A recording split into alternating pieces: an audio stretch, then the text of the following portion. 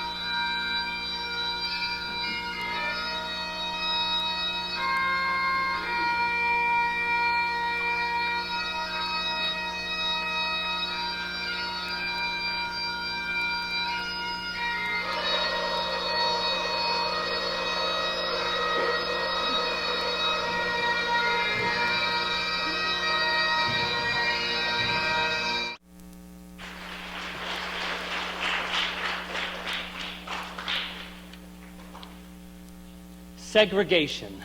It is an ugly concept. You have just seen images of the face of segregation. Faces of people caught in the trap of segregation. Faces of people addicted to enforcing segregation. Our country had to struggle with this concept. Our people had to struggle with the reality of this practice. And our courts had to come to grips with this concept, this hate-filled practice, this ugly wound upon our nation. For some 50 years, we lived the folly of separate but equal, whereby we would enroll our white students and our Negro students into separate schools, but oh yes, they would be equal. Every student would have an equal opportunity to learn in a school equal in size, with equal class offerings and equal curricular activities. The Negro students would be as welcomed into the educational process as the white students, and each community, each school district, would ensure the equality of the education that would be offered. And some people actually thought that this would work, that this equality would naturally occur, that the goodwill of citizens would make it happen, and that each person, each taxpayer, each public official would, in all good conscience, uphold this highly prized concept of separate but equal. And ultimately, each student, safe in his separate and equal school building, would learn and grow and prosper. But think about it for a moment. Could two schools be equal but be in different places, with different students, different faculties, different administrations? If considerable emphasis were to be put on making them equal, that would waste a great deal of time. If 2 of everything had to be purchased so that each school could have one, that would waste a great deal of money. So much emphasis would be put on the nonsense of equalizing that somewhere in there, the welfare and education of students could be forgotten, and the main business of the educational system would be to make everything equal for everyone, but separate. The responsibility of educating our youth would take a backseat to the chore of equalizing our school buildings. But ensuring equality wasn't a concern when separate but equal was in effect. It wasn't a concern because little attempt was made to ensure that there was equality, and everyone suffered. Imagine children being able to play together, but not go to school together. Not only would this act of separating be time-consuming and money-wasting, it would be damaging to the minds of the students in each of those separate and yet supposedly equal schools. It is my opinion, and I believe that I speak for the other justices on the Supreme Court, when I say that the concept of separate but equal was merely a tool of the segregationists, and it was a concept that had proven to be invalid. The Supreme Court had, in many other cases, recognized that conditions within our country had changed, and that the court therefore struck down statutes that were once held to be constitutional. Whatever had been the situation in earlier times in this country regarding segregation, the Negroes had made much remarkable progress in such a relatively short period of time since the end of the Civil War, and now, here in 1954, discrimination based solely on race was no longer supportable. The separate but equal rule needed to be looked at in the light of the times, in the bright light of fairness to all of the citizens of our country, Negro and white. Education is no longer regarded as a privilege for the few. Everyone has the right and the duty to become educated. It is a national concern. Our federal governments must lay the groundwork for education to flourish, and the states and the school districts and the parents and the taxpayers must support the establishment of democratic, dynamic, embracing school systems. The Supreme Court of the United States, under the guidance of Chief Justice Earl Warren, heard arguments about the topic of segregation. I knew that I would vote to rule segregation unconstitutional, but this was not any easy decision for me. I like to make decisions based on precedent, upon previous cases, but Justice Warren, who was new to our court, wrote an opinion that I could agree with. It was an opinion that spoke to segregation in the area of education only. I could understand the resentment of those who were forced into segregation, but I also knew that we could not ignore the claims of those who were forced out of segregation. And for generations, it was universally understood that segregation was not forbidden. It was not against the law. People enforcing separate but equal were not breaking the law until this Brown versus Board of Education decision. Justice Warren wrote a court decision that was simple and direct, that could be understood by any reader, and that did not blame anyone for this strange institution of segregation that the court had just struck down. We had to reconsider and reconcile our divergent educational systems, and in doing so, help our fellow Americans to realize that the two races were constitutionally equal. They had like abilities, needs, rights, and duties. I'm proud to say that the opinion was approved unanimously by the Supreme Court justices. And I'd like to tell you now about the play you're about to see. Remember, it was written by Matt Kraft. Matt is one of the founders of Bunbury Theater and also an actor. And I understand, Matt, you wrote it just for this occasion. Is that correct? Great. And it's being directed by Linda Taylor. Now, Linda is a former Jamestown teacher. And this is your second production, Linda? Good for you. We're looking forward to it. The name of the play is What Daddy Says. And it's set in the 1950s in this country. Joe Morgan is a wise, old black man from Mississippi, separate but equal Mississippi. Joe has decided to register to vote, but by doing so has affected the balance of life for his bright, spunky granddaughter named Ruby. Ruby is teased and physically attacked by the white children and somewhat ostracized by her fellow black friends. because of Joe's audacity to push the limits of African American rights. In this short play that you're about to see, What Daddy Says, we have an opportunity to take a look at the difficulties facing blacks and whites that tried to break the social restraints that plagued America in the first half of the 20th century. So this happened about 50 years ago. Through the eyes of young people, we realize how dishonor, prejudice, and racism are ingrained by the lessons we learned from listening to our elders. Enjoy. In the water,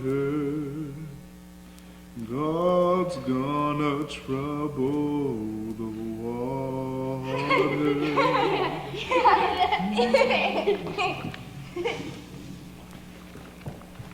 If you don't believe that I've been redeemed, Do you see who that is there? That's old Joe Morgan, ain't it?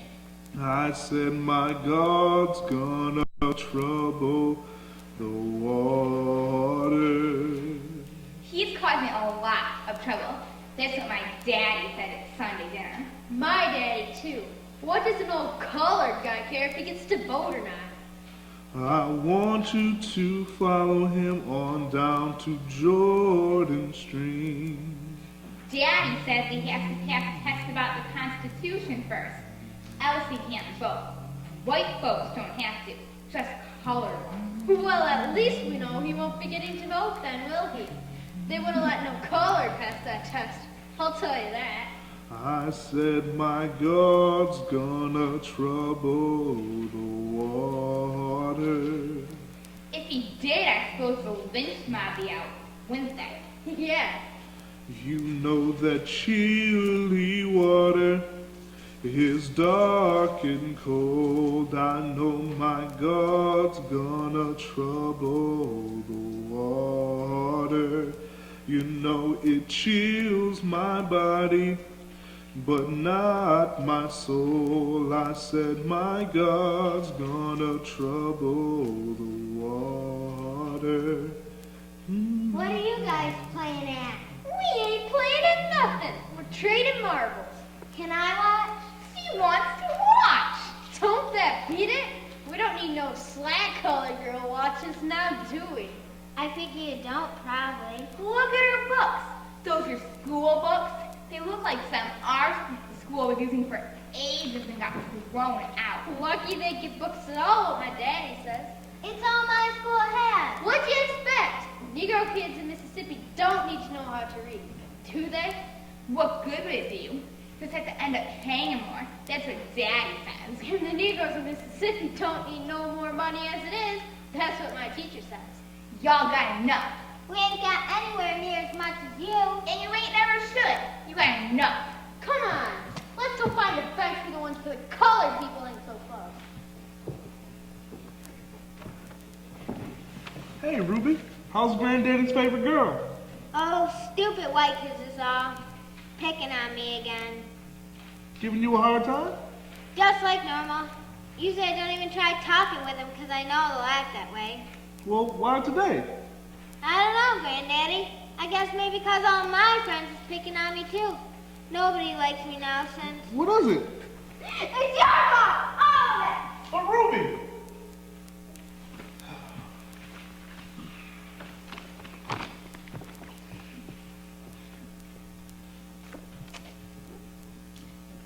Hey there, little Jimmy Coleman. How you doing, boy? Who's that, your girlfriend? That's him. That's the guy Daddy was mentioning. Ruby's granddaddy. What's he doing here? Jimmy, what's wrong, son?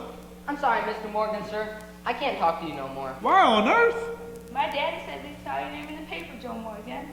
Register to vote. My daddy says you're causing trouble you don't need around here. You ain't gonna cite no more grand down at the co-op. Well, you tell your daddy, little Jimmy Coleman, and yours too, little girl, to hold their heads up high like proud black folks. I ain't ashamed of nothing I done, and you tell them I intend on voting too. They can fight against me, or they can walk alongside me. It don't make no difference. Daddy says well, there's more than look at. It's Mississippi, Joe. Daddy says we just ain't ready for change yet. Maybe she's moving up to New York or Pennsylvania. It might be safe for us all. They don't need me in Pennsylvania. I'm needed right here in old Mississippi. And so are you, little Jimmy Coleman. I'm sorry, Mr. Morgan, sir. I can't talk any longer. I'm liable to get in a whooping. Daddy says the lynch mob will be out setting fires again. Associating is a good enough reason. Then go on then, go. You should go home, too. I got my test in a little while. If I pass, then I should be able to vote like any free man should. Ain't no fear in no mob then. Either way, I've won something for black folks everywhere. I know. I'm just a kid. Well, then go on. Do like your daddy says. Just remember, things can change when you're a man. Or maybe they can't. It just depends on what type of man you'll turn out to be.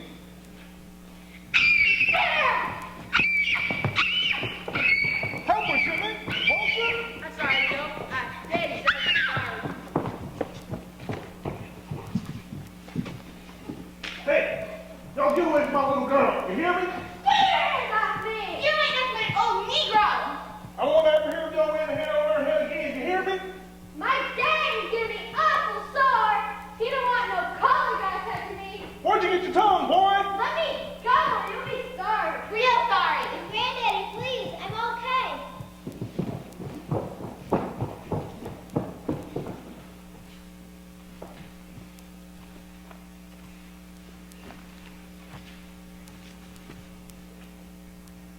Have they ever done that before?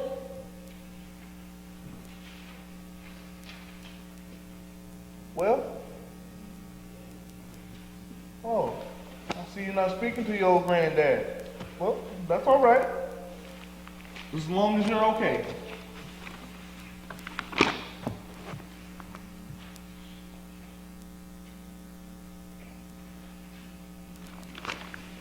Do you remember that day when you was 4 years old and you came into town? Not this story again. Well, that happens to be one of my favorites. A story that'll go down in Morgan family history. I was a dumb little kid. Aw, come on now, Ruby. You came walking into town square with your mama, coming to see your old granddad down at the mill. And you walked across the grassy square singing in that little sweet angel voice of yours. You remember? Oh, well, you were singing anyway. Your mom and I was talking on the bench, just like this one, talking about lunch hour away. When all of a sudden we noticed you taking off your black little shoes and your pretty red hair ribbon and letting them all drop down to the ground. All you was wearing was your pretty white dress and your pretty white socks, the one with the frills on them. Once you was wearing all white, you marched right up to the nice sparkling water fountain, read the sign that says whites only, and you took a nice long drink. Until that mean white man hollered and chased me away and threatened to whoop me. But you didn't run away crying though, did you, Ruby? No, sir. Not my little Ruby. You wiped your mouth and wiped it clean, using your best manners before you stepped down. Wasn't doing nothing wrong in your mind. Jump back, Sally, Sally, Sally, walking up the alley, alley, alley. What's that? Jump back, Sally. That's the song I was singing that day. That's right, I remember. Why are you doing all this? All of what? Trying to vote. What does it matter to you? Well, they say that we are free people now, and they say that slavery don't exist no more. But I say it still does. Maybe not like it was before, but something different. Something worse almost. I'm free to have a job that pays a wage, but I'm not free to make a say on how much tax or pay is put on that wage. I'm free to walk around in public, but I gotta sit on benches like this that are broken and may give me splinters because I'm not free to make a say about someone doing something about it. You see, if I don't get to vote, if black people don't get to vote, then our children and your grandchildren will still be drinking from different fountains. And they'll still be called colored people, not just people. And just because they want to go to a school where the pages ain't missing in their books. You see, Ruby, I don't have any money or wealth or none to leave my family when I go. But I can leave them dignity. And you're right. Whether I do get to vote or I don't ever get to vote, it don't do nothing for me. but it does a whole lot for you in the long run. Or it will anyways. You really believe that? Of course I do. The good Lord didn't bring us this far to stop us from going on. Granddaddy, Yes, Ruby? I hope you pass that test of yours. I do too, and if I don't, you'll help me study try again, won't you? Only if we can have a party with ice cream after you pass. Deal. Well, it's getting that time. I better get to the courthouse. I don't want to be late. I love you, Granddaddy. I love you too, Ruby. Well, here I go. Wade in the water, wade in the water, children, wade. What's this book? Are you talking to me? Yes, what are you reading? The Mississippi Constitution. What about yours? Geography. Yuck. I've never seen you before. I don't live around here. My daddy had to come to the courthouse, so I come with him. Why do you have to come to the courthouse? He's mad. About what? I go to school in one of the integrated schools, the first one in Mississippi. It was in the newspapers and everything. Oh, he says they should go back to being all separate, right? No, my daddy says it is morally and spiritually right for black and white kids to go to school together. Together? He's got to walk me to school every day because people are sitting outside yelling swears and making threats. Other people think what my daddy says is wrong. My granddaddy tried to vote and it was the same thing. You'd think black folks would have been happy. Some wasn't. They've been giving us a hard time. I'm Pam. I'm Ruby. What do you think? I think I wish there wasn't any difference. Well, do you think there is a difference? We're all different. I guess we're all the same that way, ain't we? You might not want to stay on my bench too long. You'll get knocked out by all the white kids coming by. I don't mind, as long as you don't mind by getting mocked out by all the black kids for sitting with a silly old white girl. Deal. My daddy says this is how change starts anyways. How's that? Not in some office or in some speech by a politician. Those help, of course. But the real change comes when people just sit on a bench somewhere like this and get to know each other. Is that why they give us separate benches in the first place? Maybe. Maybe.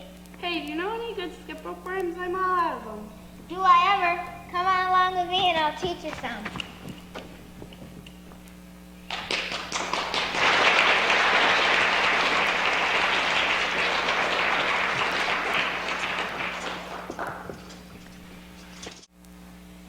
Joe Morgan went out to the courthouse that day.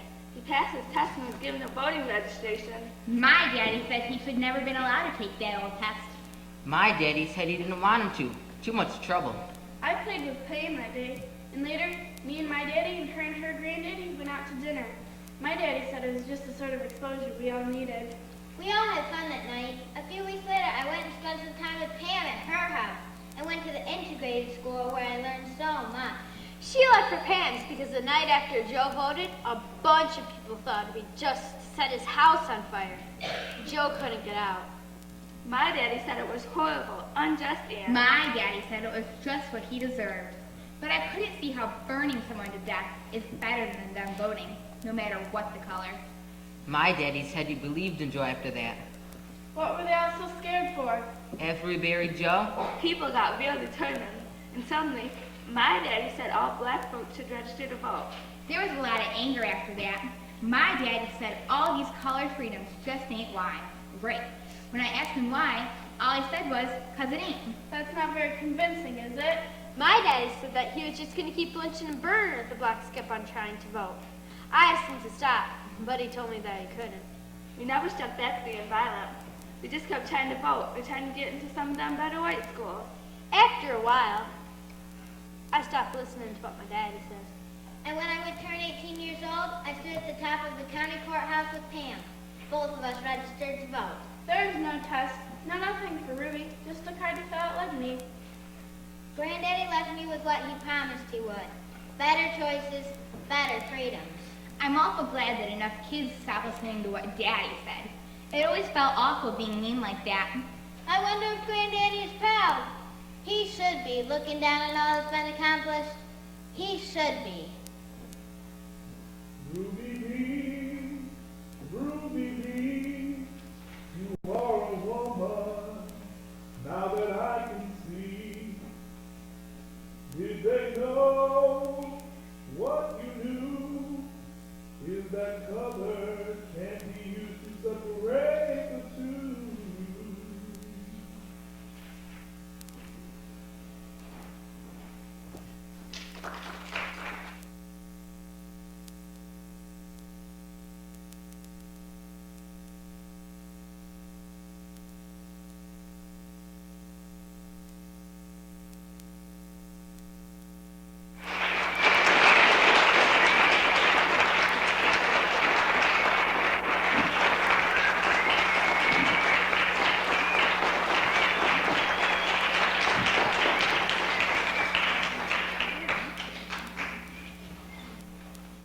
Let's give these fantastic people another hand, please.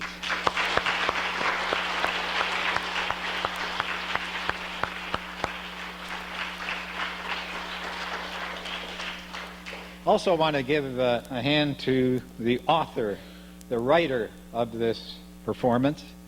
He did this on his own. He's a man who went to school in Bemis Point, went away for a while, and then came back to the Jamestown area because he loved it so much. Matt Kraft.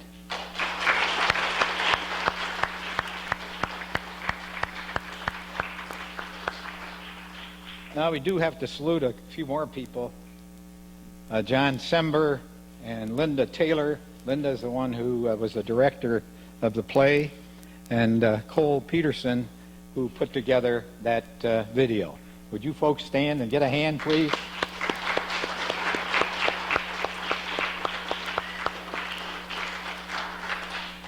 Now, my remarks are going to be like chapters in a book. And the first chapter is entitled, What is Fair? Do you think that it was fair for the white and the black parents of these young children to make so much of a fuss because Joe Morgan wanted to vote? He wanted to vote. Do you think it was fair for the white children to pick on Ruby because her grandfather wanted to vote? Now, what you just saw and heard were examples of racial discrimination and prejudice and segregation, and how these bad acts hurt people. They hurt children and they hurt adults. But what you saw at the end was that these children, when they grew up, realized that segregation is wrong. Now, chapter 2, segregation. What was it? You saw a little bit of it here. But segregation was a law that, and laws that made it illegal and punishable by jail or fines for blacks to use the same restaurants as whites. It made it illegal for blacks to drink out of the same drinking fountains for whites. They had separate drinking fountains. And if you remember the photo that Cole Peterson took a picture of, it showed the black fountain and the fountain that the whites used. The one that the blacks had to use was a grubby little dish-like sink and fountain, and the other one was a nice ice-cold water fountain. Segregation was moms and daddies and grandmothers and grandfathers in the South passing laws to keep the whites separate from the blacks in the streets and in the schools and on buses and on trains to make sure that they were kept separate. And they passed laws, these mommies and daddies and grandmothers and grandfathers, they passed laws to make it difficult, if not impossible, for blacks to register to vote. And white judges, because there were no black judges then, enforced those laws. And segregation was Florida laws that didn't allow white and black students to use even the same school books, same types of school books. And segregation was an Alabama law that made it illegal for a white nurse to nurse a sick black man in a hospital, no matter how sick he was, even if he was on the verge of dying. And black judges enforced those laws. And segregation was 11 states in the South that required African American passengers to ride in the back seats of buses and in the back seats of streetcars. And segregation was 11 states operating separate schools for the blind, so that if you were blind and black, you couldn't go to the same school as someone who was blind and white. Make sense? But that was segregation. Chapter 3, what did judges who wore robes like this do about segregation? What did they do about it 30 years after Lincoln gave the slaves freedom? Well, let me tell you what some judges did about segregation in 1892. That was 400 years after Columbus discovered America. First, I want you to pretend that these benches are railroad cars. This railroad car over here is for whites only. And this one was for colored only. And now, a young man by the name of Howard Plessy, who was, he was colored, but actually he was so light-skinned that he looked white. Well, he bought a ticket to ride on this train. He wanted to go from New Orleans to another city. And when he went up to the train, he was told that he had to sit in the car for the colored. He says, no way am I going to sit in that car. I paid full price for my ticket. I paid the same price that people pay for the first car. And I just am not going to sit in that old beat-up railroad car that doesn't even have a bathroom, that the one in the front has a nice bathroom with running water. The one in the back had a bathroom with a hole in the floor. He said, I'm not going to do it. But what do you think happened to him when he walked over there and he sat in the chair?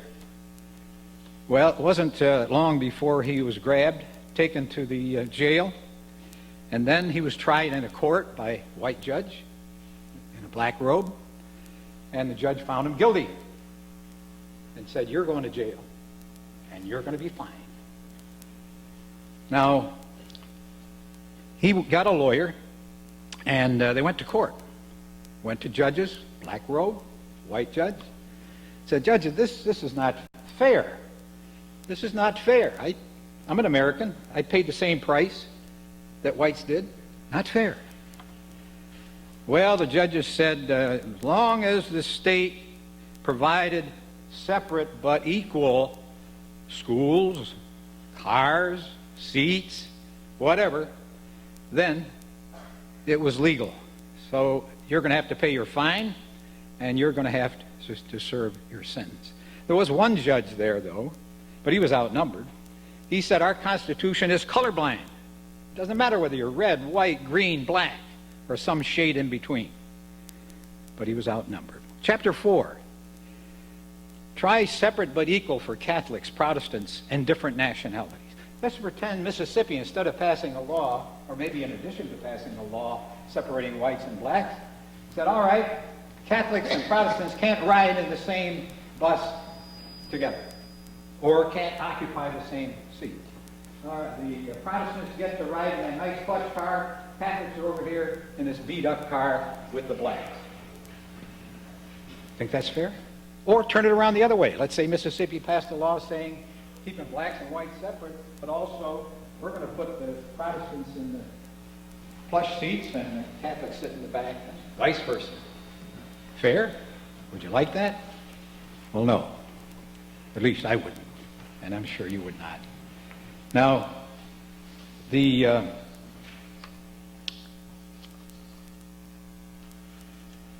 next chapter, that was the separate but equal in those days. Next chapter is Linda Brown and Harry Briggs stories. Little Linda Brown, and by the way, she's coming to Chautauqua County next week, and she'll be here as well. She's no longer a little girl, because what happened to her and happened to Harry Briggs happened a long time ago. But I want to tell you about the two people. Linda Brown, Harry Briggs are celebrating their 50th anniversary. Now, they're not married. It's not their birthday.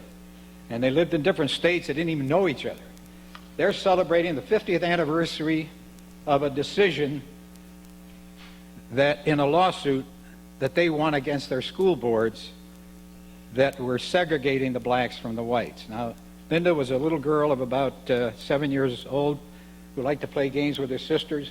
She had to travel over a mile to go to her black school. And you know, the irony was that 2 blocks from her house, just 2 blocks from her house, was a nice, beautiful school that she couldn't go to. She couldn't go there because she was black. And that school is for whites only.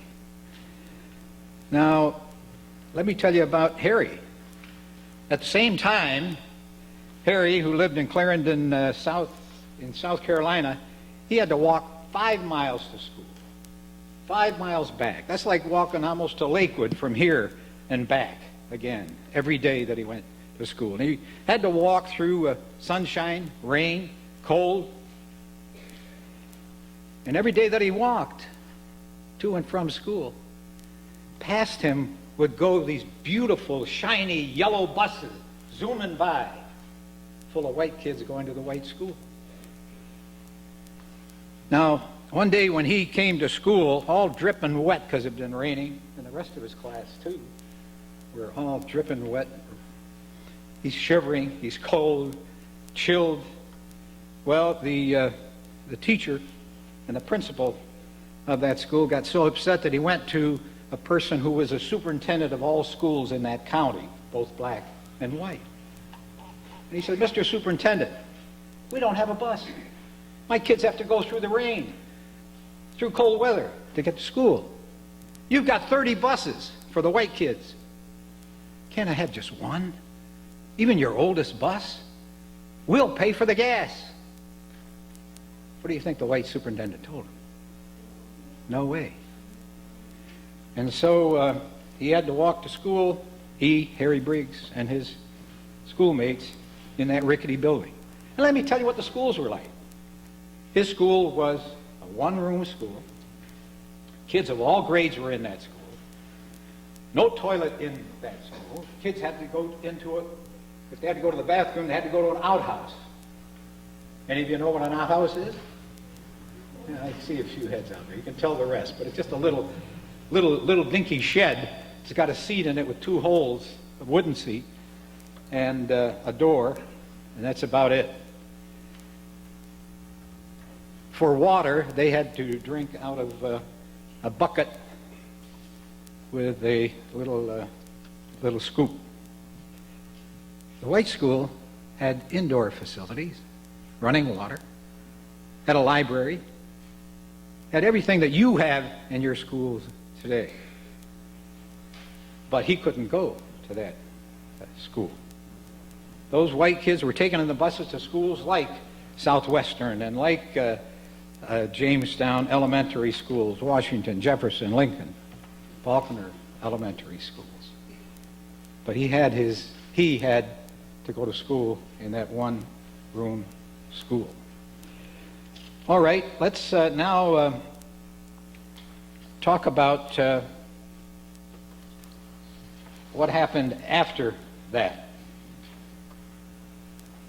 The title of the next chapter is What Harry Briggs' Parents and Linda Brown's parents did about it. Harry Briggs' father was really ticked off. He said, "I served in the Navy. I went to war. I fought for Americans, white and black, so that they could be free. I didn't fight for my son to be a second-class citizen." And so they went to lawyers, and they went to court, and they went to ask judges, including Judge Robert H. Jackson, for justice under the law. And their lawyers said, "Our pledge of allegiance to the flag of the United States of America says liberty and justice for all. And our Constitution and the 14th Amendment says that we're entitled to equal rights, equal protection of the laws, regardless of the color of our skin." And the lawyers for the school in the states of Mississippi said, "Well, wait a minute, judges. Wait a minute, Judge Jackson and all the rest, Judge Warren.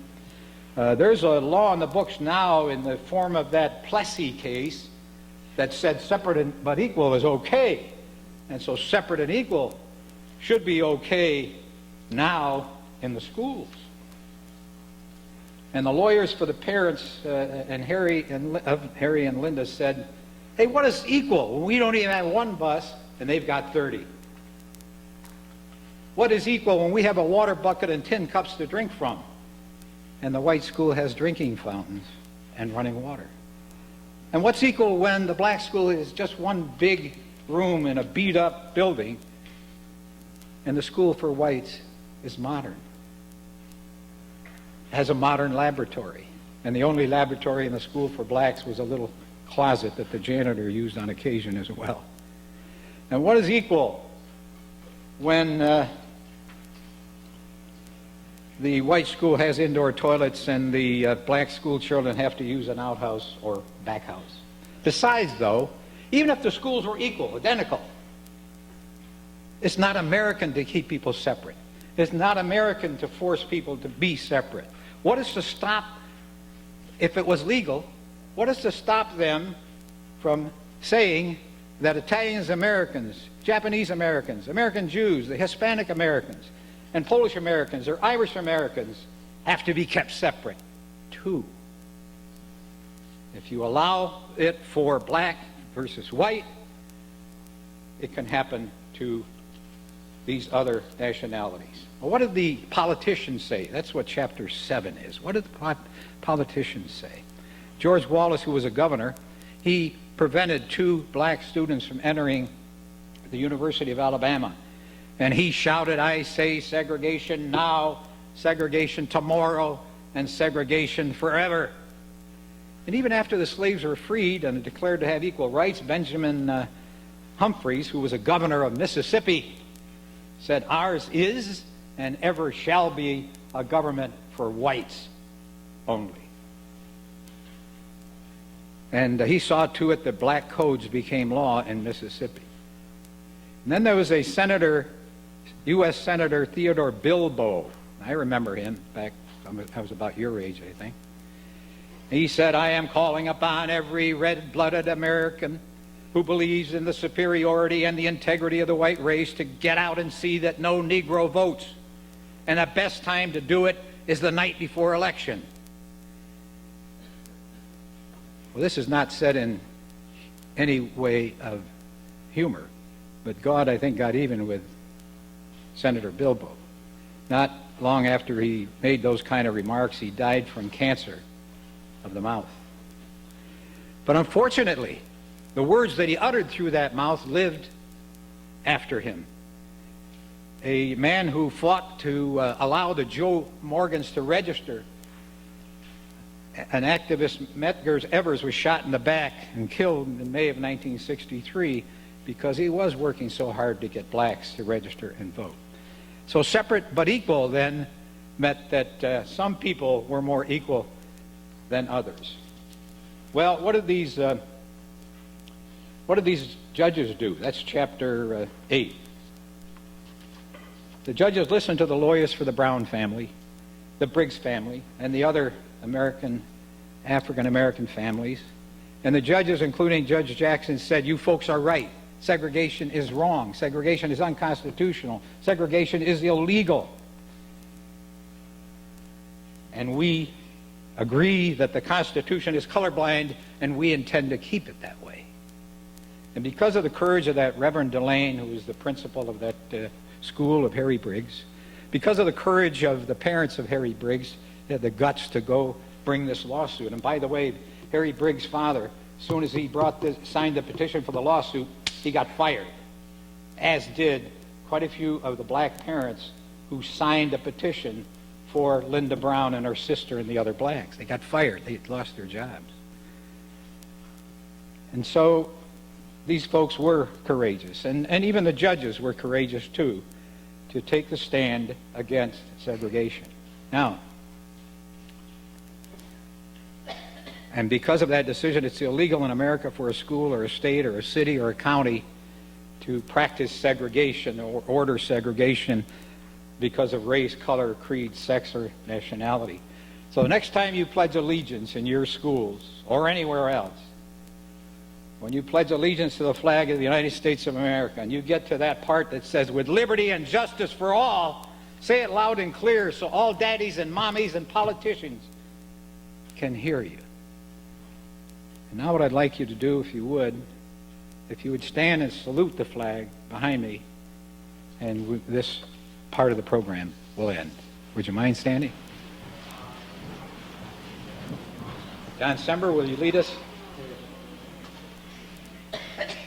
I pledge allegiance to the flag of the United States of America and to the republic which stands one nation under God, indivisible, with liberty and justice for all. Thank you.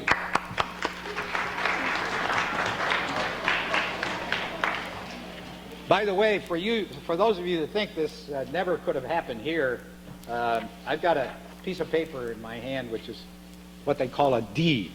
A deed is an instrument that people use to transfer land and houses to one another. Well, this is a deed back in 1938, August 16th. And it's a deed of property in the town of Bustye, in an area they call Cottage Park. And this is what the deed said after describing the property. It said, this conveyance, this deed, is made by the party of the first part and accepted by the parties of the second part, subject to the following restrictions: that no portion of said property shall ever be transferred, sold, conveyed, leased, or rented to Negroes, Italians, or Polanders. So that shows you, even here, there were people way back then who wanted to keep us segregated.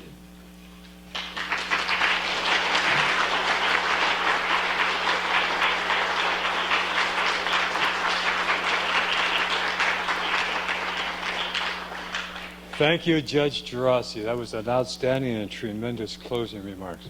Excellent, excellent. I neglected to introduce Carol Drake.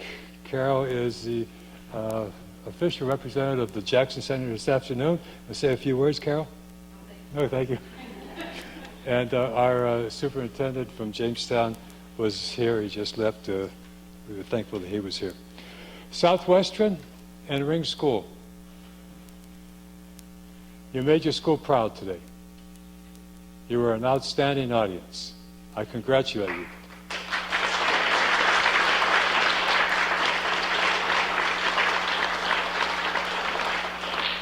Teachers, I congratulate you for preparing your students to come here.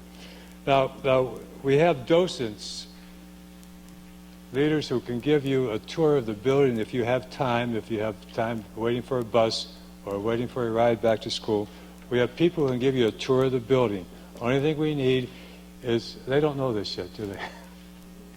Only thing we need is for you to signify that you have a group of 10, 15, or 20 who can go through with the docent to find out some of the history of this building and see some of the changes, and it will tell you many interesting things. Other than that, thank you very much for coming.